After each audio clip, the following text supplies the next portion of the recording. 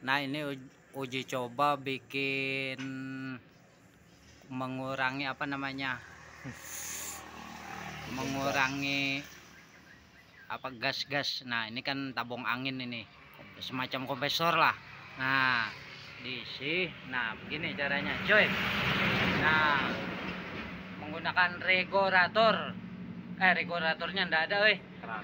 Nah keran, nah terus masuk selang seret ke botol. Nah ini begini caranya coy ya, begini.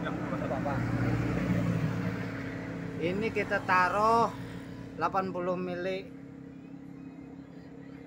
mili pertalit, sebelahnya 80, cuman udah dikasih air ya ini ya. Nah udah dikasih air.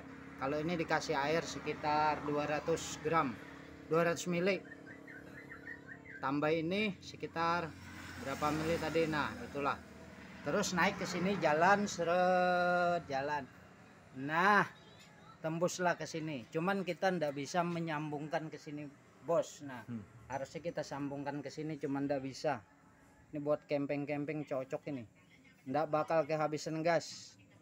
Kalau kita memasukkan ke sini, otomatis botol itu kita ganti dengan ya berupa kaleng-kaleng bekas lah. Nah, biar tekanannya kuat. Kalau nya dikasih apa namanya, dikasih full, kerannya ini ndak tahan, meledak. Nah meledak, jadi apinya kurang, nah kurang mantap ya, merah apinya.